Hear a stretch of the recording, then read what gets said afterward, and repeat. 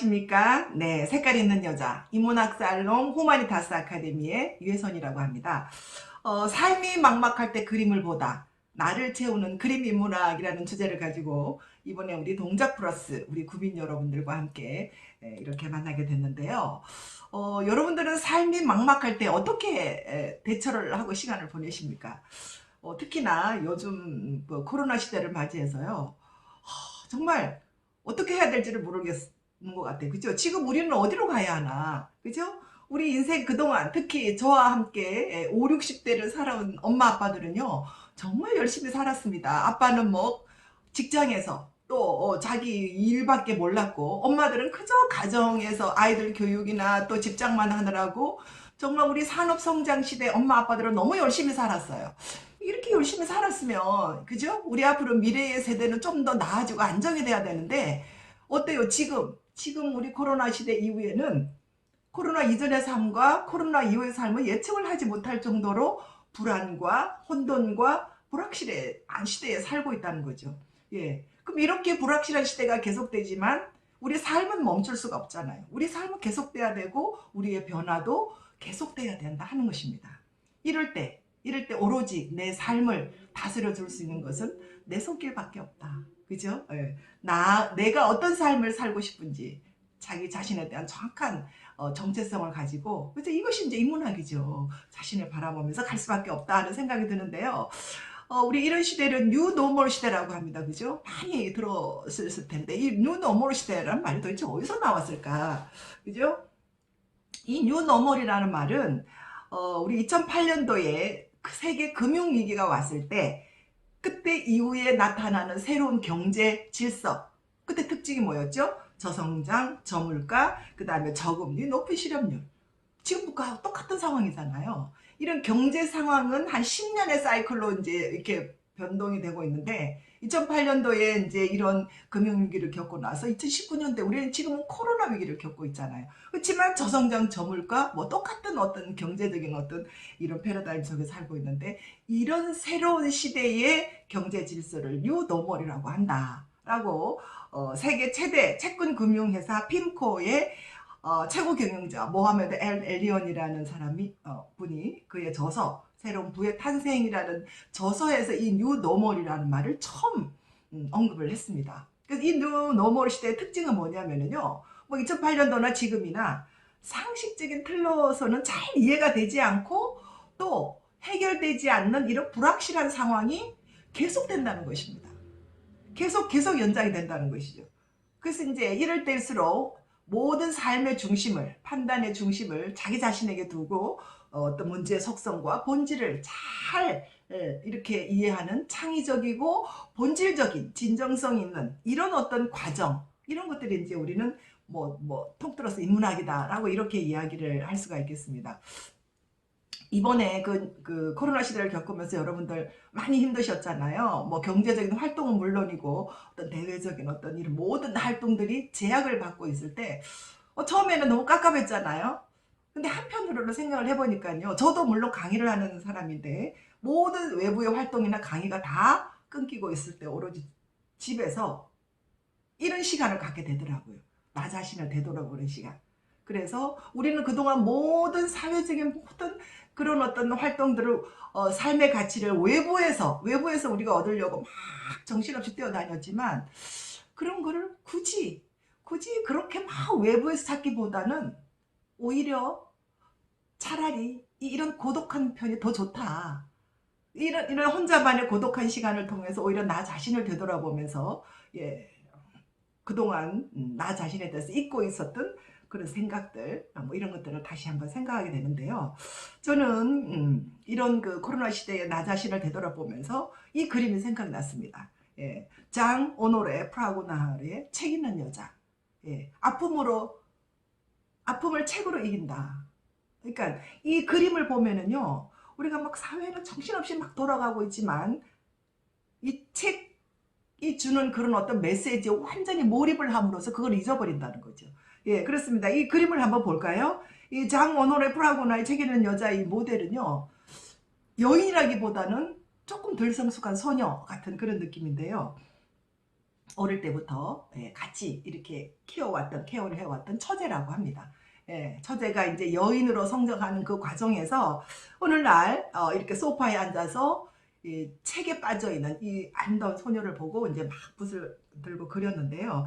이런 풍의 그림이 제가 정말 좋아하는 로코코풍의 어떤 부인들의 어떤 책 읽는 모습, 이런 모습인데요.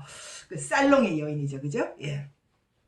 이 그림을 보면은 이 소녀가 눈을 내리감고 완전히 책에 몰입이 되어 있는 듯한, 그죠? 그리고 이 하얀색의 어떤 컬러와 그 다음에 어떤 노란색 드레스가 굉장히 안정감과 편안함과 여유로움과 어떤 그 삶의 기쁨, 뭐 책 읽는 기쁨 이런 거를 지금 보여주고 있는 것 같아요. 그리고 뒤에 그 쿠션, 아주 그 푹신한 쿠션과 전체적으로 이 소녀와 의자와의 어떤 삼각형의 구도는 굉장히 안정감을 줍니다. 몇 시간 책을 읽어도 아주 빠져있을 것 같은.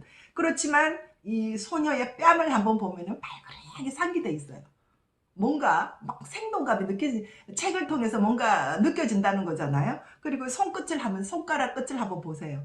다 이렇게 뭔가 이렇게 움직이는 듯한, 정지되어 있는 듯한, 정지되어 있지 않은 듯한 그런 느낌을 줍니다. 이 그림이 주는 매력은요, 여기서 끝나면 또 말이 아니죠. 이 붓터치를 한번 보면은 굉장히 거칠고 터프합니다. 색감이 주는 안정감, 그 다음에 뭐 매혹적인 어떤 편안함, 휴식 같은 느낌을 주지만 이 강렬한 붓터치를 통해서요, 이 책 읽는 여자의 내부의 자부심, 프라이드, 독립성, 자존심과 의지 이런 거를 지금 이 붓터치를 통해서 보여주고 있는 굉장히 인상적인 그림이라고 할 수가 있겠습니다. 그래서 안정감이 편안하고 아주 예쁜 그림이긴 하지만 강렬하게 자기 내면에서의 자기 어떤 그 책 읽는 여자의 프라이드를 보여주는 이런 그림이라고 할 수가 있겠습니다. 네. 그래서 지금 우리는 코로나를 겪으면서요, 닫혀있던 대중의 사회에서 열린 개인의 사회로 이렇게 나아가는 것 같아요. 이게 무슨 말이냐면은 이때까지 우리는 자기 자신에 대해서는 되돌아보지 않고 사회적인 어떤 체제와 시스템 속에서 정신없이 그냥 뭐 이렇게 그 대중 속에 묻혀서, 그죠? 어디 소속하고 있거나 회사에 소속하고 있거나 뭐 학벌이나 그 다음에 시스템이나 그 다음에 어떤 뭐 지연이나 뭐 이런 어떤 그 좋은 소속감을 통해서 그냥 정신없이 막 이렇게 흘러온 이런 사회였다면, 이런 코로나를 통해서 완전히 그런 어떤 시스템의 붕괴, 가치관의 혼란, 이때까지 우리가 믿고 의지하고 따르고 되어 있던 안정된 그런 어떤 사회적인 어떤 시스템은 다 허물어져 버리고 오로지 이제 그동안 나 자신을 되돌아보지 않았던, 밝으면서 나 자신과 세상과 바로 맞닿는 듯한 느낌, 그죠? 나를 둘러싸고 있는 모든 시스템이나 사회적 일련의 어떤 이런 과정들이 다 없어져 버리고 나니까 나 자신은, 그 속에 있는 나 자신은 너무나 사춘기 아이처럼 초라하고 불안해한다는 것입니다. 나이에 상관없이 한 번도 내 자신을 돌아보고 내 자신을 강건하게 할 수 있는 그런 공부를 해본 적이 없었다는 거죠. 정신없이 살아왔기 때문에. 그래서 에드바르드 뭉크의 이 그림, 현대인들의 어떤 그 불안하면서 오는 그 절규, 그죠? 도대체 이게 뭐야? 코로나가 뭐야? 앞으로 어떻게 살아가는 거야? 하는 그런 불안한 마음과 그동안 한 번도 자기 자신을 되돌아보지 않은 나 자신의 어떤 작고 초라한 모습에 대해서 굉장히 불안해하고 있다는 것입니다. 그래서 에드바르드 뭉크의 그림이 오늘날 우리 현대인들의 모습을 잘 나타내주고 있지 않나 하는 생각이 듭니다. 아무도 기다리지 않았다. 영혼을 그린 화가 일리아 레핀의 이 그림을 보면은요, 제가 그래도 저는 80년대, 90년대, 2000년 초반까지 직장생활을 하면서 남자들과 함께 직장에서 교육 책임자, 부수장 역할을 하면서 이렇게 열심히 일을 했던, 그야말로 산업 성장 시대의 일꾼으로서 이렇게 일을 했어요. 제가 이제 교육을 담당했기 때문에 한 번도 그 교육 프로그램에서 자기 자신이 무엇을 좋아하고 내가 어떨 때 행복하고 어떤 일을 하고 싶고 이런 걸 한 번도 교육을 해본 적이 없다는 생각이 들었습니다. 오로지 조직의 목표가 뭐고 조직의 성과를 위해서는 여러분들은 조직의 인원으로서 어떻게 해야 되는가 하는 그런 거에 대한 교육을 했다는 것입니다. 자, 그렇게 직장 생활을 했던 우리가 흔히 말하는 베이비 부모 세대들이 회사를 떠나서 이제 각 가정으로 돌아왔을 때 어떻겠어요? 예. 아무도 가정에서는 이 아빠를 기다리는 사람이 없었다는 겁니다. 그래서 이 그림을 한번 볼까요? 영혼을 그린 화가 일리아 레핀의 아무도 기다리지 않았다. 이 그림을 보면은요, 러시아의 어떤 그 혁명의 시기에 유럽의 혁명이 끝나면 이것이 이제 19세기 말 20세기 초에는 유럽의 혁명, 러시아의 혁명으로 넘어갑니다. 그때 러시아의 민족 지도자들이 우리나라의 뭐 도산 안창호 선생님이나 그죠? 예, 뭐 김구 선생님이나 나라를 구하는 민족 지도자들 있잖아요. 일리아 레핀이 나라를 구하기 위해서 국민운동을 하면서 회계를 떠돌아다니면서 예, 그죠? 우리 아나스키 운동이라고 많이 이제 들어보셨을 텐데요. 그렇게 이제 혁명이 끝나고 가정으로 들어왔어요.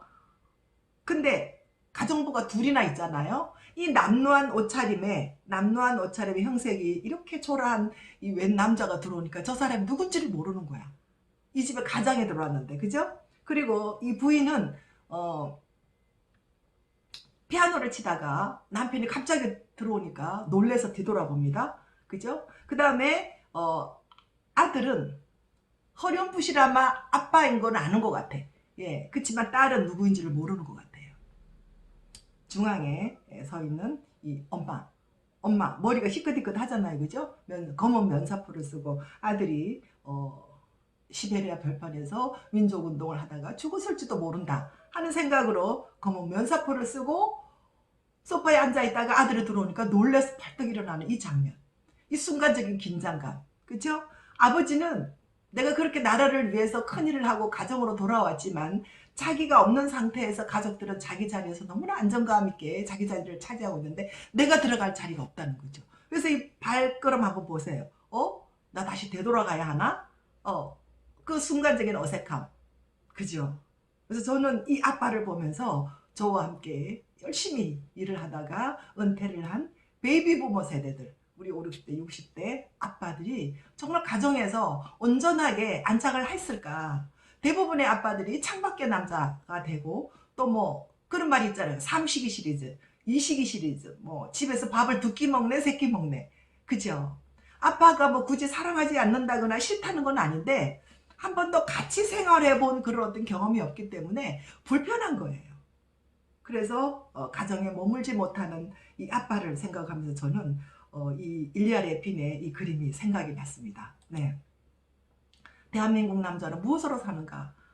오늘도 걷는다마는 정처 없는 이 발길. 정말 가정과 조직과 회사를 위해서 열심히만 살았지만 자기 자신에 대한 어떤 그런 공부는 하나도 돼 있지 않기 때문에 대한민국 남자들은 7가지 컴플렉스를 가지고 산다. 예, 장남 컴플렉스, 만능 가장 컴플렉스, 사내대장부 컴플렉스, 온달 컴플렉스, 외모 컴플렉스, 지적 컴플렉스, 성 컴플렉스. 예, 뭐 다는 아니겠지만 적어도 서너 개 이상은 이 컴플렉스를 극복하기 위해서 또 살아야 하는 예, 우리 이 시대에 정말 불쌍한 아빠들, 예, 아빠들은 어디로 가야 하나 많은 생각을 하게 합니다. 여러분 집의 아빠는 어떻습니까?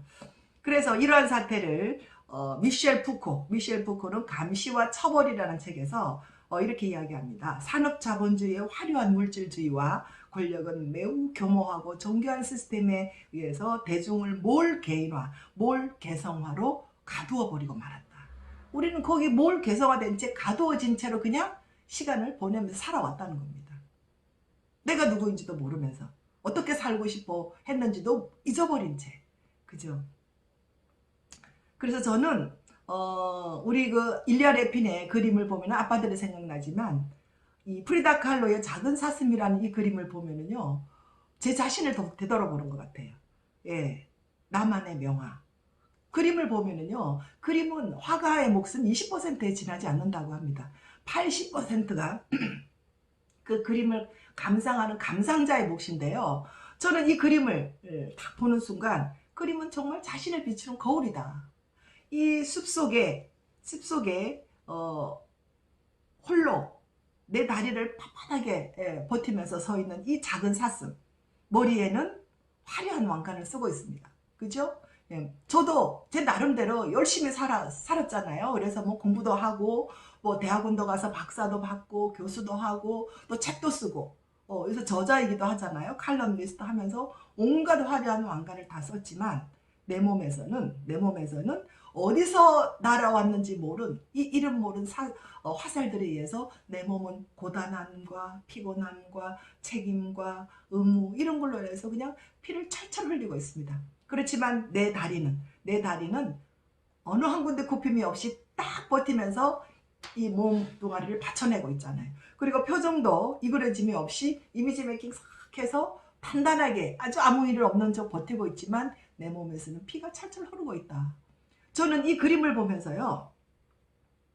저뿐만 아니라 이 시대를 열심히 살아온 우리 엄마들. 그죠? 예.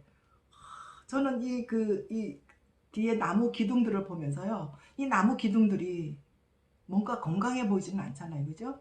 이 어린 사슴을 좀 기대게 하고 쉬게 할 수 있는 이런 나무들이 이 나뭇가지는 꺾여져 있고 이 나무 기둥들은 정말 썩은 덩굴 같아요. 희망이라고는 저기 멀리 보이고 있는 조그마한 하늘 조각밖에 보이지 않고 언제든지 필요하면 달려가야 할 이 어린 사슴의 내 다리는 계속 움직이는 채로 버티고 있다는 생각이 듭니다. 저는 대한민국 여자는 무엇으로 사는가? 저는 대한민국 여자는 이 어린 사슴처럼 네. 자기 몸이 상하는 줄도 모르고 그냥 가정과 자식과 남편과 그죠? 예, 위에서 그냥 물불 안 가리고 달려들지만 그 엄마들의 몸에서는 화살, 책임과 의무와 또 욕심과 욕망과 뭐 이런 거에서 화살을 맞고 몸뚱아리에서는 피가 철철 흐르고 있습니다. 그렇지만 내 다리 딱 버티고 있기 때문에 가정이 지금까지도 버티고 있잖아요. 대한민국 엄마들, 나는 이 그림을 보면서 여자는 무엇으로 사는가? 7가지. 신데렐라 컴플렉스, 슈퍼우먼 컴플렉스, 착한 여자 컴플렉스, 맏딸 컴플렉스, 외모 컴플렉스, 지적 컴플렉스, 그 다음에 성 컴플렉스. 우리 남자들과 마찬가지로 이 7가지 중에 적어도 한 서너 개 이상은 컴플렉스를 극복하기 위해서 이렇게 산다는 것입니다. 그죠? 우리 결핍이 에너지다라는 말이 있잖아요. 이런 컴플렉스가 오히려 살아가는 힘이 되고 있다라는 그런 생각이 듭니다. 여러분들은 어떻게 생각이 드십니까? 네. 그래서 예술은 또 그림은 자기 자신을 비추는 거울이고 예술은 삶의 본질에 대한 질문을 던져준다라고 이렇게 생각을 합니다. 저는 피터 몬드리안의 이 빨강, 파랑, 노랑의 구성, 이 그림 한 장이요. 우리 인생의 한 단면이라고 생각합니다. 뭐 복잡할 것 같지만 우리 인생은 이 한 장의 그림과 같아. 그죠? 우리가 살아서 활동하는 이 빨강색 열정의 시간이 거의 뭐 대부분이라면 그죠? 그 다음에 그 열정적인 시간을 통해서 우리에게 주어지는 조그마한 창조적인 가치, 뭐 결혼을 한다든지 아기를 낳는다든지 뭐 집을 샀다든지 우리가 살아가면서 그죠? 예, 그런 순간, 창조적인 순간, 그 다음에 그 창조적인 순간을 통해서 느끼는 기쁨. 우리 기쁨은 굉장히 순간적이잖아요. 그 기쁨이 순간적이긴 하지만 그거를 기억하잖아. 오랫동안 기억하기 때문에 그 기쁨을 위해서 대부분의 시간이 이렇게 하얗게 그냥 열심히 그렇게 주어진 대로 살아가고 있다. 그런 생각이 듭니다. 그래서 우리 삶은 살아있다는 것은 수직이고 죽으면 수평이다. 우리 굵직하게 우리 덜 가졌니 더 가졌니 뭐 누가 더 어떠니 다 그렇게 해봤자 우리가 살아있다는 이 수직의 순간과 죽으면은 돌아가야 할 수평의 순간, 수직과 수평이다 라고 이렇게 저는 한마디로 이게 추상화죠. 그죠? 추상화인데 저는 이런 생각이 들었습니다. 그래서 어떤 그 대학 교수님이 은퇴를 하시고 나서 사진 전시회를 하는데요. 이런 말이 있더라고요. 본질을 알면 겸허해진다. 그죠? 인생의 후반에 접어들어 사물의 군더더기를 빼고 본질만 보고 싶다. 그래서 세상을 좀 더 겸허하게 바라보고 싶다. 그래서 이 예술은 우리 삶에 대한 근본적인 질문을 던져준다라고 이렇게 생각을 할 수가 있겠습니다. 어떻게 가치 있는 것을 알아볼 것인가? 우리 프리드리히 니체는 예술지상주의, 오로지 예술만이 우리 삶을 성공적으로 또 행복하게 할 수 있다. 이성이 끝난 다음에는 바로 예술이다. 이제는 그죠? 그래서 심미한 속, 이 책에는 이 예술은 바로 아름다움, 어떻게 우리 삶의 아름다움, 이 아름다움이 이제 우리 삶의 가치로운 것이라고 이야기할 수 있는데요. 이 아름다움을 알아보는 능력, 심미안을 갖는 것이 필요하다. 그리고 우리 뭐 현실에 주어진 이런 어떤 걸 뛰어넘어서 우리가 상상하고 그 숨어있는 가치를 찾아낼 수 있는 능력, 이 심미안을 갖는 것이 중요하다라고 이렇게 생각합니다. 그래서 신이 죽은 시대, 우리 브리드리 니체의 비극의 탄생을 통해서 신이 죽은 시대가 21세기 철학적 환원주의로 MBA, Master by Administration, MBA 시대는 가고 MFA, Master of Fine Arts. 예, 그래서 예술적으로 상상하고 인문학적으로 사고하는 사람만이 오로지 자신의 삶을 가꿀 수 있다라고 이렇게 이야기를 합니다. 네, 여러분들의 삶은 어떻게 상상을 하고 어떻게 자신만의 삶으로 가꿀 수 있는 길을 계획을 하는지 한번 되돌아볼 수 있는 시간이 될 수 있기를 바랍니다.